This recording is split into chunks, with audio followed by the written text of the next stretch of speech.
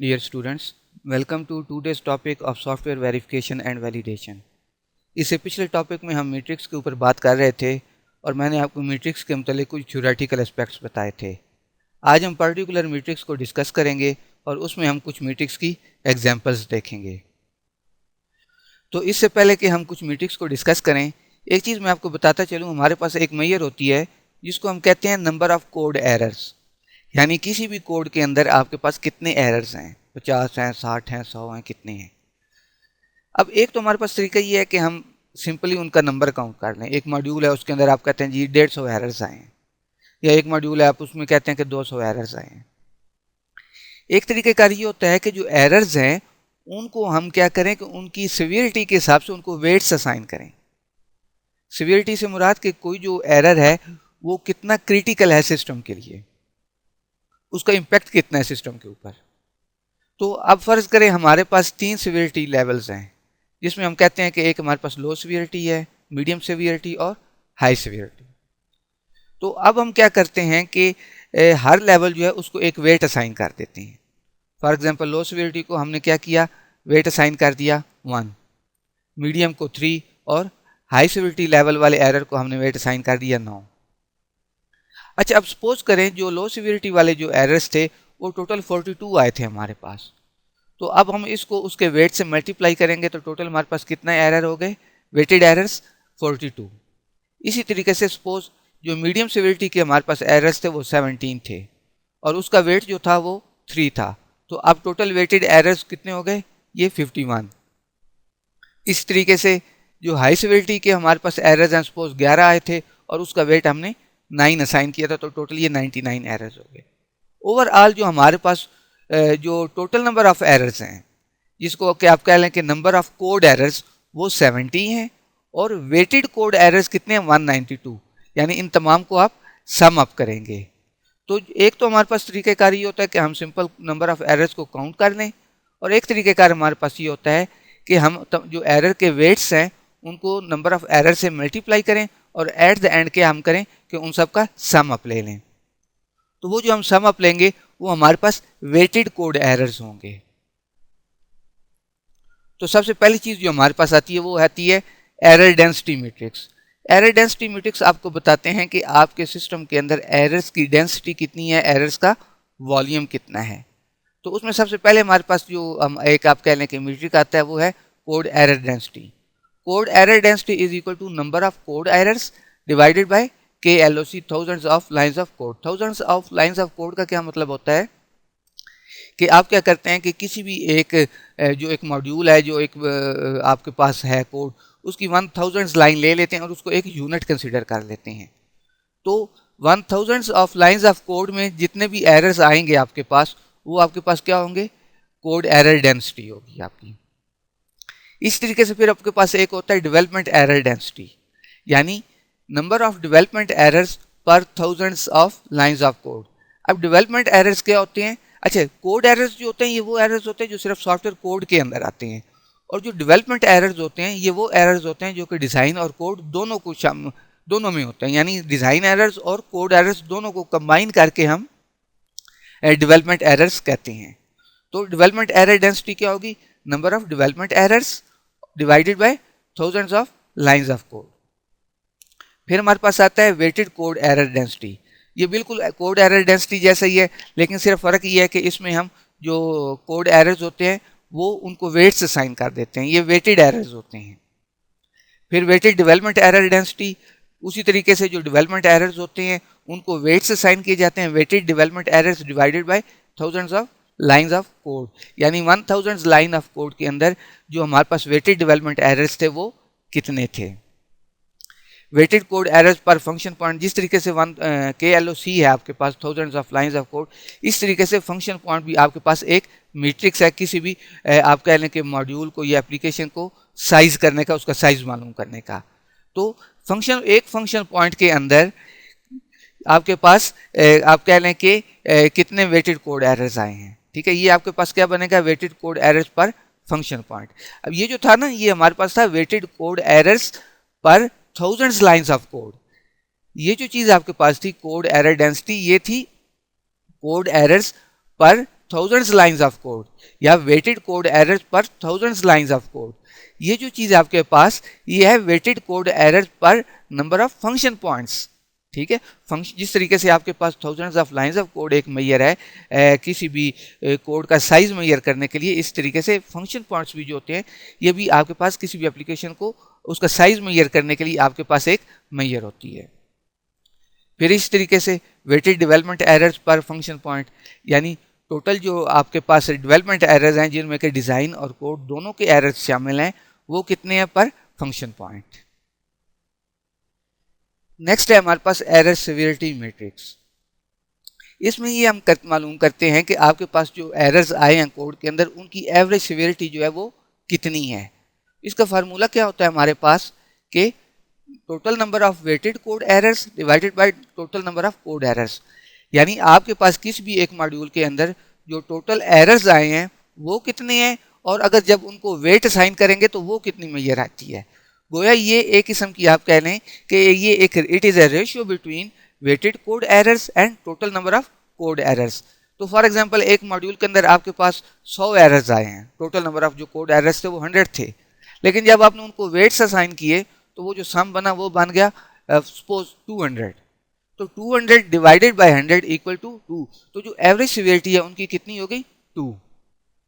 इसी तरीके से हमारे पास average severity of development errors वही फार्मूला है, सिर्फ फ़र्क ये है कि वहाँ पे हम क्या कर रहे थे कि कोड एरर्स की सिर्फ फ़र्क ये है कि हम वहाँ पे कोड एरर्स को यूज़ कर रहे थे और यहाँ पे हम डेवलपमेंट एरर्स को यूज़ कर रहे हैं। Weighted development errors divided by total number of development errors, ये आपके पास क्या चीज़ आ जाएगी average severity of development errors. Next है हमारे पास software process timetable matrix.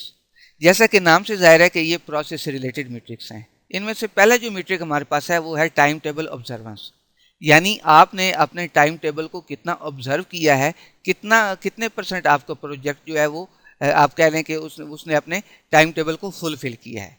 तो इसका फार्मूला क्या होता है हमारे पास milestones completed on time divided by total number of milestones. Suppose आपके पास टोटल 10 माइलस्टोन्स थे और आपने जो 8 माइलस्टोन्स हैं वो आपने टाइम पे कंप्लीट कर दिए। तो इसका क्या मतलब है कि आपने ओवरऑल जो 80% आपकी जो प्रोजेक्ट था वो उसने अपने टाइम टेबल को ऑब्जर्व किया, 20% जो है वो आपने उसे डेविएट किया है। नेक्स्ट है हमारे पास average delay of milestone completion, यानी कि आपने माइलस्टोन्स को कंप्लीट करने में एवरेज डिले कितना किया है। ये फार्मूला आपके पास क्या होता है कि total completion delays for all milestones divided by total number of milestones, यानी कि आपने हर माइलस्टोन के अंदर जितना डिले हुआ है आपने उसको सम अप करना है और उसको टोटल नंबर ऑफ माइलस्टोन से डिवाइड करना है। अब सपोज आपके पास 10 माइलस्टोन्स थे और हर माइलस्टोन के अंदर आपने 2 दिन का डिले किया, तो टोटल आपने कितना डिले किया 20 डेज, 20 डिवाइडेड बाय 10, तो क्या जवाब आपके पास आ गया 2, यानी एवरेज जो डिले हुआ है पर कंप्लीशन ऑफ पर माइलस्टोन वो कितना हुआ है 2 डेज का। नेक्स्ट है हमारे पास एरर रिमूवल इफेक्टिवनेस मैट्रिक्स, यानी कि एरर रिमूवल की इफेक्टिवनेस जो है वो कितनी रही है आपके पास, आपने किस हद तक जो है आपने एरर्स को रिमूव किया है, आपकी एरर रिमूवल की जो परफॉर्मेंस आप कह लें वो कितनी थी। तो उसमें जो सबसे पहला मैट्रिक हमारे पास आता है वो है डेवलपमेंट एरर्स रिमूवल इफेक्टिवनेस, यानी कि आपने जो डेवलपमेंट एरर्स थे उनको किस हद तक कितना इफेक्टिवली रिमूव किया, या जो डेवलपमेंट एरर्स थे उनको रिमूव करने में आपकी परफॉर्मेंस जो थी वो कैसी रही।